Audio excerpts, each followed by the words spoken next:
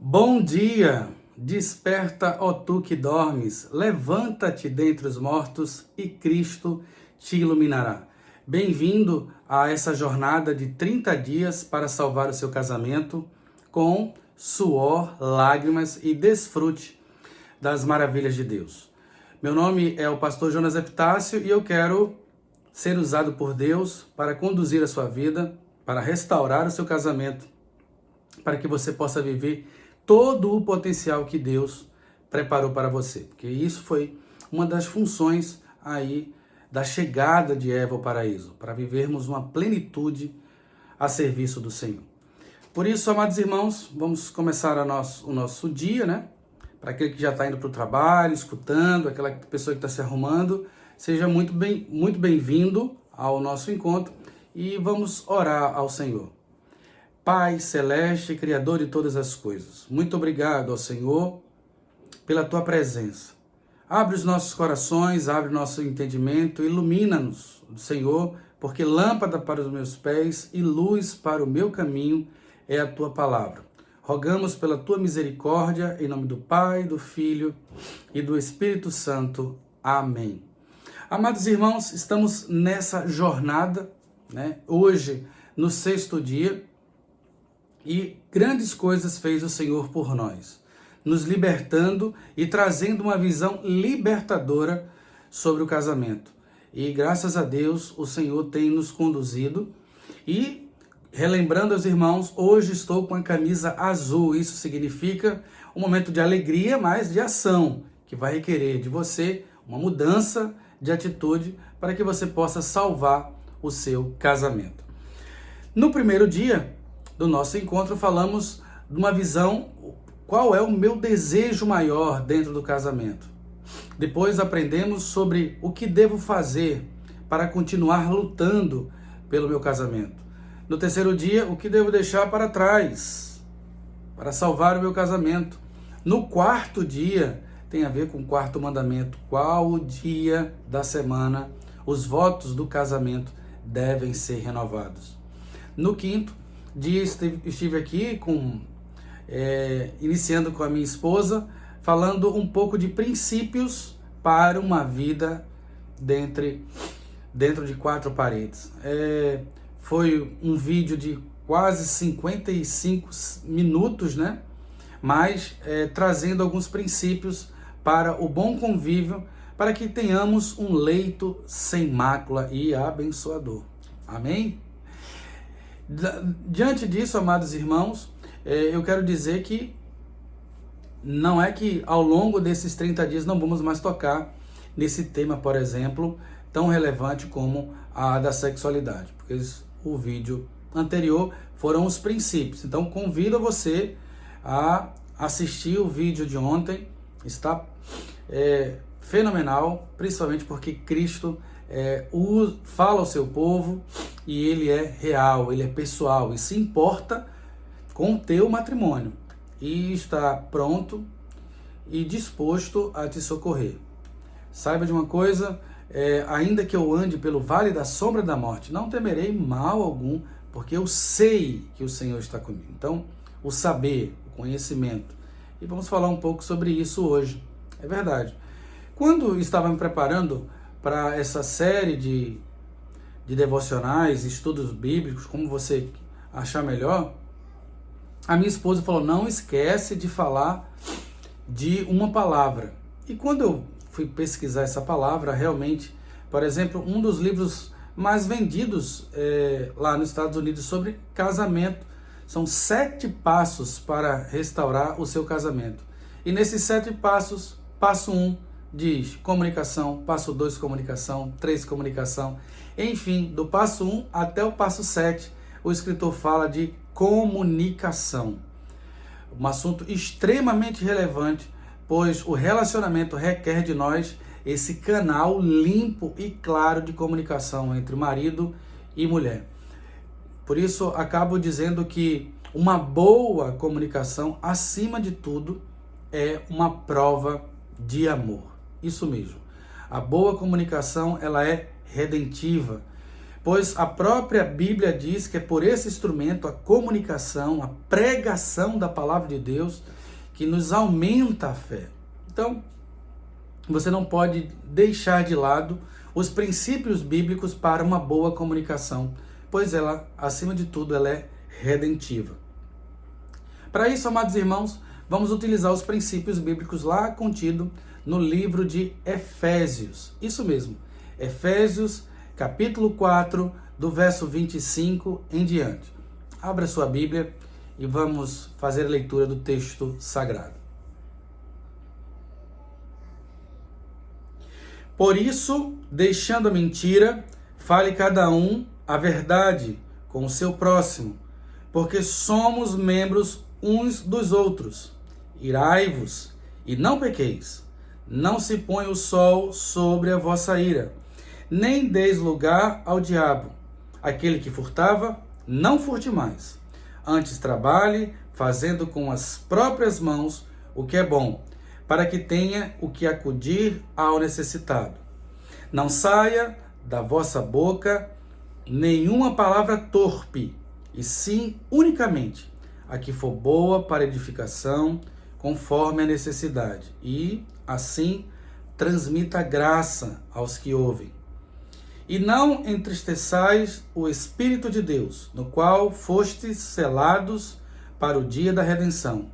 Longe de vós toda amargura e cólera, ira, gritaria, blasfêmia, e bem assim toda malícia. Antes, sede um para com os outros, benignos, compassivos, perdoando-vos uns aos outros, como também Deus em Cristo vos perdoou.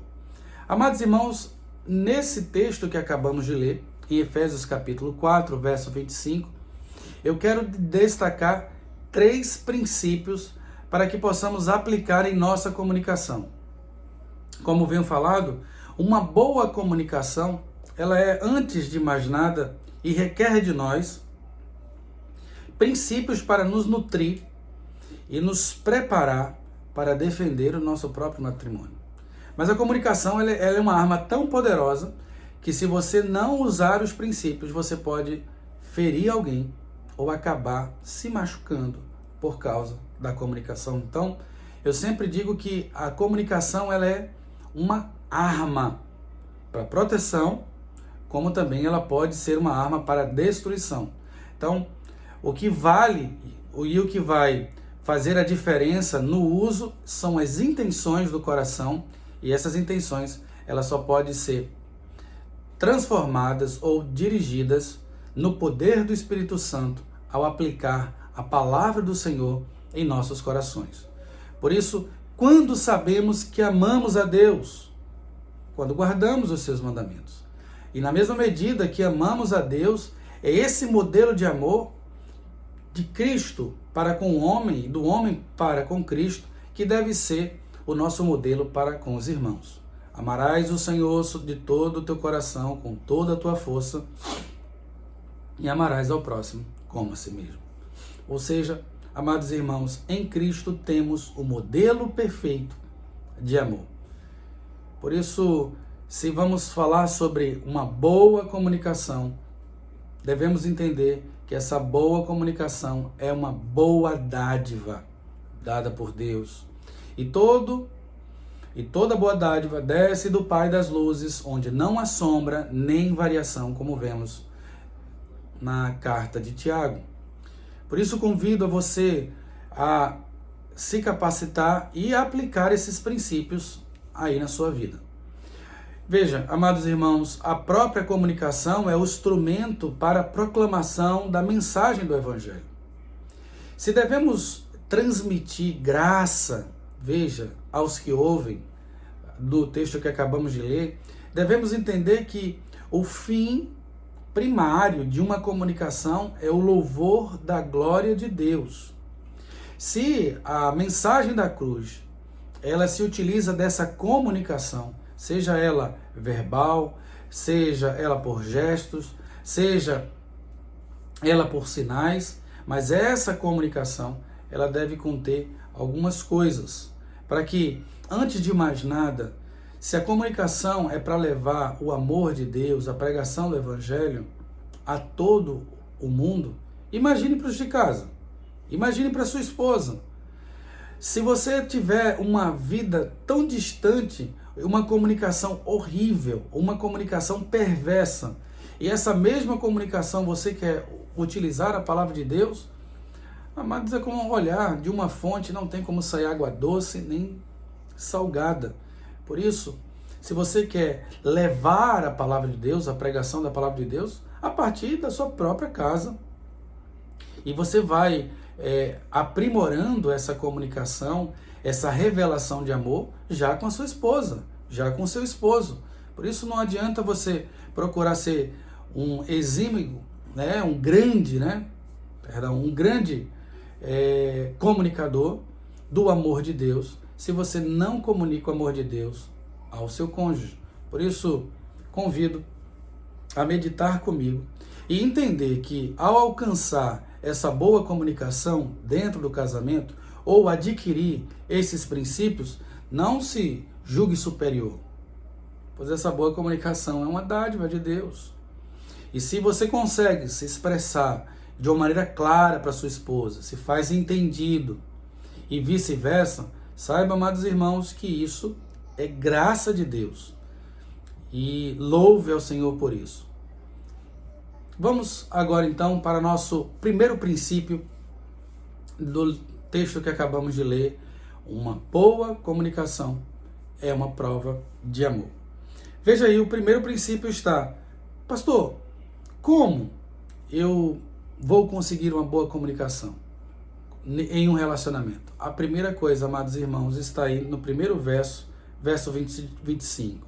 Por isso, deixando a mentira.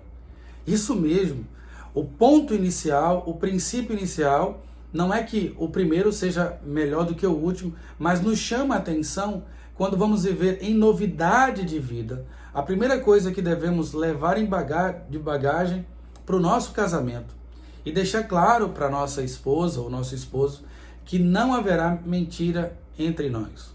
Já vimos em vídeos anteriores que é da natureza do homem suas palavras falarem mentiras, né?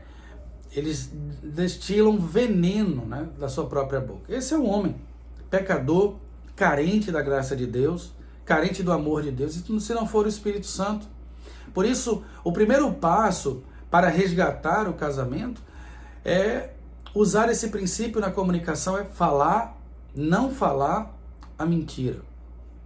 Isso porque, amados irmãos, começamos a construir no namoro, depois desenvolvemos no noivado, muitas vezes uma figura do seu ser que é uma mentira.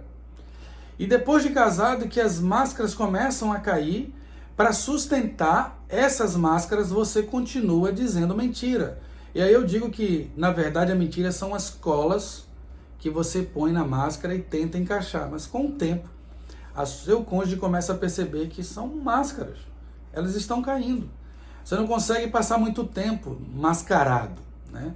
Então, não fale mentira. E é fácil isso? Eu só quero dizer que todas as ações que temos falado ao longo desses 30 dias requer o poder de Deus para a transformação. Não é à toa que esse verso sobre mudança de vida está justamente num capítulo logo depois, onde o próprio apóstolo Paulo fala aos irmãos da igreja em Éfeso sobre qual é a função do Pai na redenção. Ele decretou todas as coisas, o seu Filho executou o decreto do Pai, o Espírito Santo, ele sela essa ação redentiva em nossos corações e nos guarda para Ele. Só após um encontro genuíno com Cristo seremos capazes de deixar a mentira e falar a verdade. Ou seja, se revestir do novo homem de Deus que nasce para o louvor da sua glória. Por isso, amados irmãos, o primeiro princípio para uma boa comunicação em um relacionamento é: pare de mentir. Oi, Sarinha. Eu sei que você me ama. Eu sei, eu também te amo, viu, amor?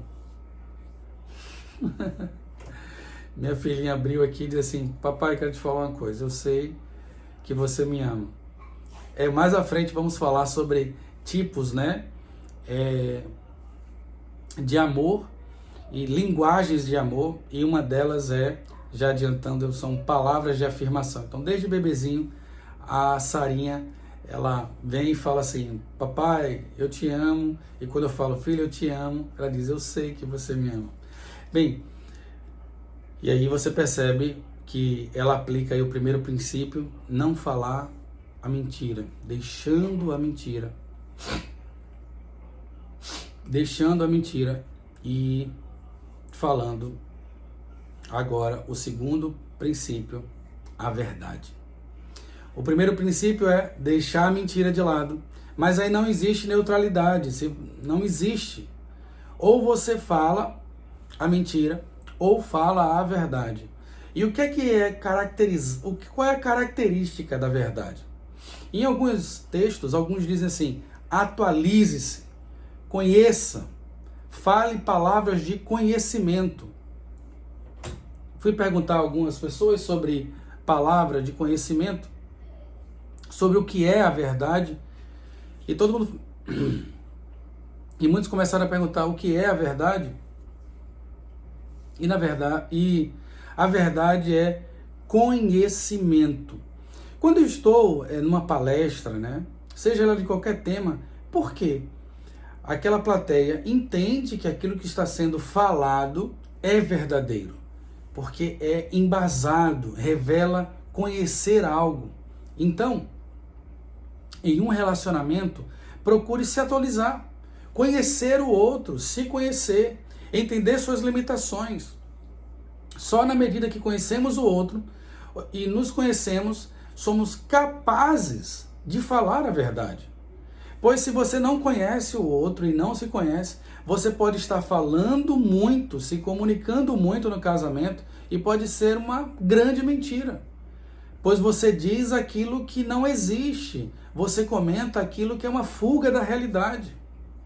E toda fuga da realidade, por mais corajosa que seja o seu diálogo, né?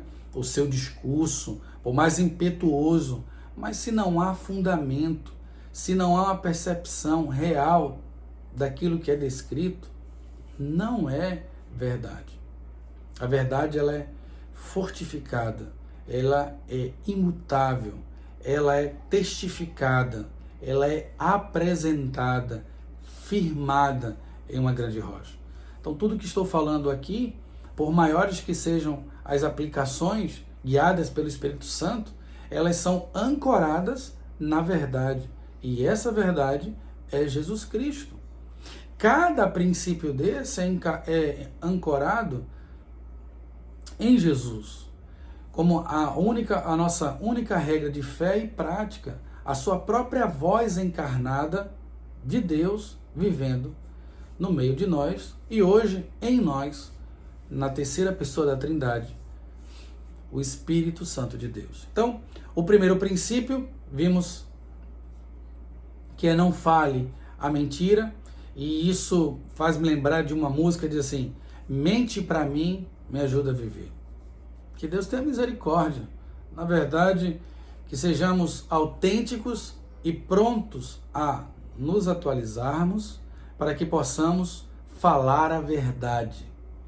E quando eu digo que deixar a mentira e falar a verdade, ou seja, procurar conhecer o outro e se conhecer, depois de estar de posse dessas informações, eu não posso despejar sobre o meu cônjuge de qualquer maneira.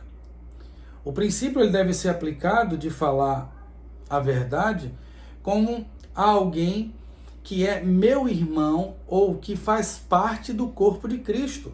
Veja o que diz aí no final do verso 25. Fale cada um a verdade com o seu próximo, porque somos membros uns dos outros. Eu digo que essa perspectiva de falar a verdade é como um pai que observa que seu filho ele tem dificuldade numa matéria escolar, Vamos supor uma criança que tenha dificuldade de matemática. Aí o pai não chega para ele dizendo assim, seu imbecil, como é que você ainda não aprendeu matemática? Não, porque nada do que ele vai fazer ao longo do aprendizado da matemática vai mudar essa condição de pai e filho. Ele é seu filho.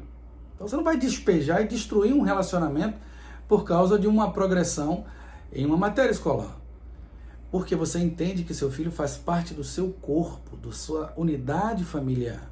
Faz parte muito mais ainda do corpo de Cristo. Então você olha para ele e diz, filho, eu sei da sua dificuldade em matemática, mas eu quero te ajudar. Ou seja, você está revelando o conhecimento, por isso é verdade. Você está constatando que por causa do desempenho escolar e as grandes dúvidas, ele tem dificuldade. Mas isso não muda a sua relação. Então, quando vamos falar a verdade para uma pessoa, não devemos utilizar de palavras torpes, ou seja, de xingamento, zombaria, né, de deboche, de maneira alguma.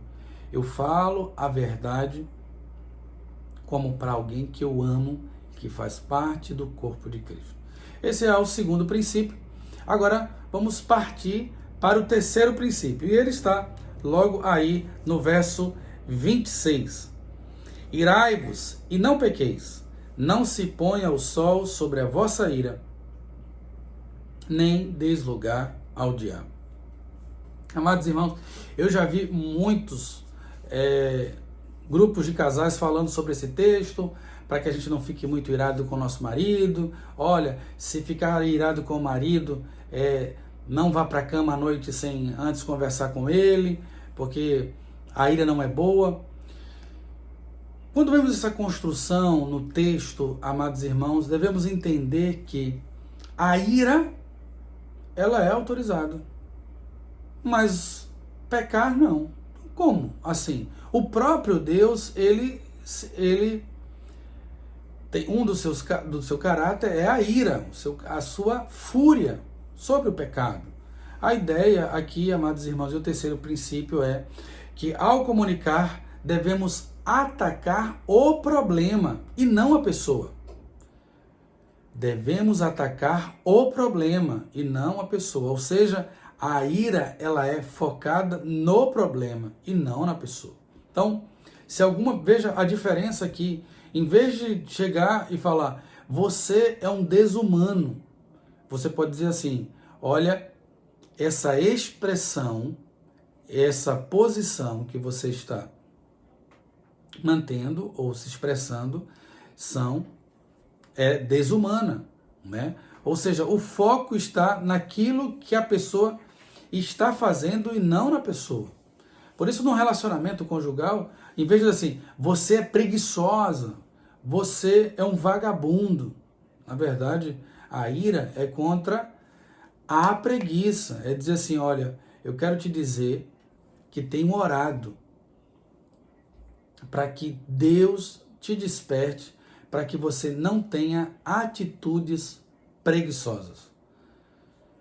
Veja que diferença, né? Então, ou seja, eu oro a Deus para que tire toda a preguiça do nosso meio.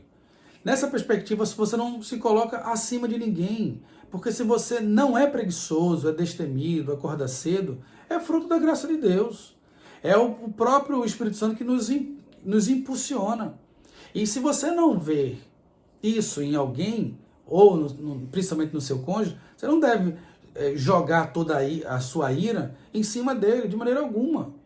Mas se revoltar contra o pecado, ou seja, atacar a situação e não a pessoa. Irai-vos e não pequeis. Não se ponha o sol sobre a vossa ira. A ideia aqui é que, diante de uma atitude, né, pecaminosa, diante de uma atitude que merece o nosso repúdio, a nossa ira, ela não deve passar a noite assim. E o que é que significa isso? Que, no mínimo, essa atitude que você contemplou, ela requer momentos de oração. Senhor, muda corações perversos. Em nome de Jesus, cesse a mentira. Em nome de Jesus, cesse a preguiça. Em nome de Jesus, cesse o descompromisso. Em nome de Jesus, cesse toda zombaria. Ou seja, não se ponha o sol sobre a vossa ira. É que diante de uma situação que você tem que tomar uma decisão, não deixe para amanhã. Se você não pode executar para solucionar, no mínimo, mas não que isso signifique pouco, coloque diante de Deus em oração antes que você vá para a cama para dormir. Coloque isso, toda ansiedade, toda demanda diante do Senhor. Quarto e último princípio para uma boa comunicação, e uma boa comunicação é uma prova de amor. Está aí do verso 28. Aquele que furtava, não furte mais, antes trabalhe, fazendo com as próprias mãos o que é bom, para que tenha com que acudir ao necessitado. Aqui, amados irmãos, vamos perceber um outro princípio que é: na comunicação, não seja movido apenas por reação, mas gere ação. Ou seja, a comunicação com o irmão, ela deve gerar edificação. A comunicação, ela deve gerar produtividade, deve gerar fé, deve gerar ânimo, deve gerar unidade, amor, compreensão, deve gerar uma atmosfera de acolhimento. E não apenas uma reação. Você fez isso? Sim. Fez aquilo? Não. Eu acho que você não presta. Não, eu acho que você é muito chato. Eu acho isso, eu acho aquilo. Ou, você me faz assim e desse jeito e tal. Ou seja, acaba estourando, só reagindo. A boa comunicação, como prova de amor, ela produz esperança, ela produz graça ao que ouve. E aí o próprio apóstolo vai dizer assim, ó: não saia da vossa boca nenhuma palavra torpe, mas sim unicamente que seja boa para edificação, conforme a necessidade, e assim transmita graça aos que ouvem. Perceba, amados irmãos, como deve ser a orientação da nossa comunicação. Eu lembro quando eu tinha 18 anos, Thalita 15, nós estávamos ali na frente da igreja conversando, e passou um irmão e disse assim: Thalita, como é que você consegue namorar um menino tão feio como esse aí? Ele era diácono da igreja. Essa foi a brincadeira que ele fez. Eu olhei para ele e falei assim: diácono, não saia da vossa boca nenhuma palavra torpe. E torpe não é só palavrão. Qualquer palavra que ela vai causar desânimo, pequenez, afronta, destruição da dignidade humana, bem como do seu posicionamento diante de Deus, ela é torpe, ela é destrutiva, ela é maligna. E aí você deve resguardar. Se não tem uma boa palavra para dizer, fique calado e ore. Pois nenhuma palavra pode mudar, nenhuma palavra negativa pode mudar situações para o positivo. Na verdade, a Bíblia diz que a palavra branda acalma a ira, mas a palavra ríspida é que levanta mais o furor.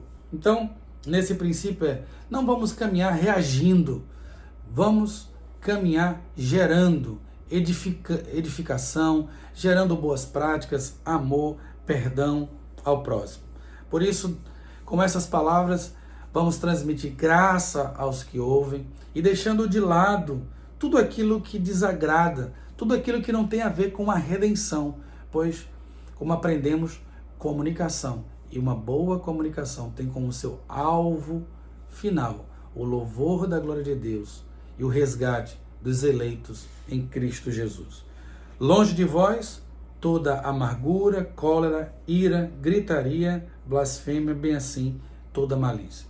Todos os sentimentos que possam estar dentro do nosso coração, que vai interferir em uma boa comunicação, deve ser motivo de confissão de pecado, deve ser motivo de colocar os nossos joelhos no chão e suplicar ao Senhor para que nos transforme no poder do Espírito Santo, para que nos dê força para responder em obediência àquilo que o Senhor já tem nos dado.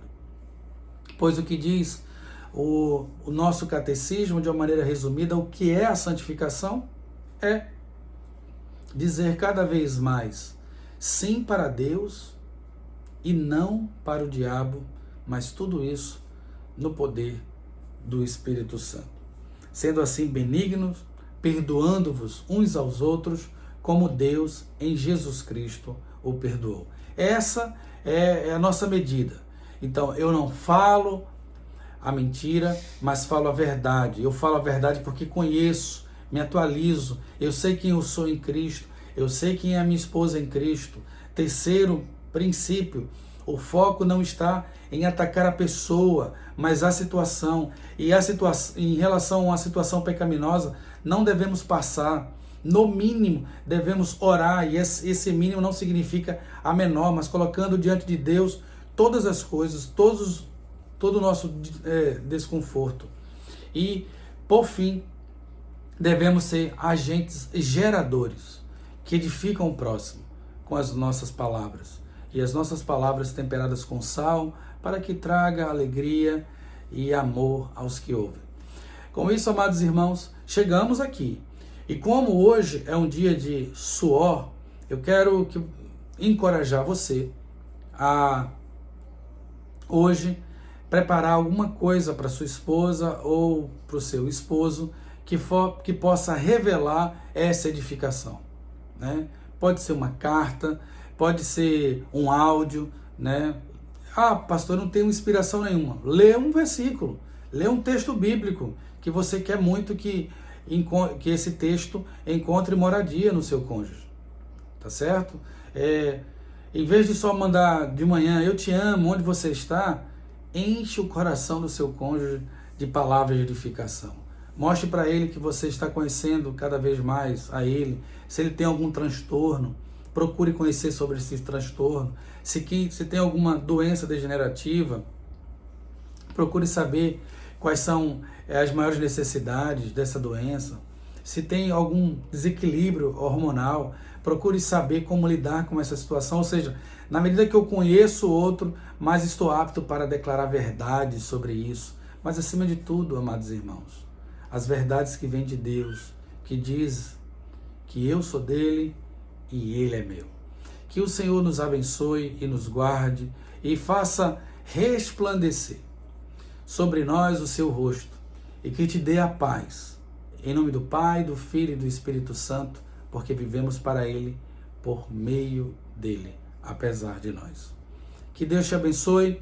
Se essa palavra falou tremendamente ao teu coração, espero que você compartilhe, inscreva-se no nosso canal. À medida que você se inscreve no nosso canal, mais pessoas podem ouvir essa palavra. Seja você também um canal de bênção e um bom comunicador, trazendo palavras que trazem edificação e construção àqueles que ouvem. Que Deus te abençoe, te dê um dia maravilhoso. Amém.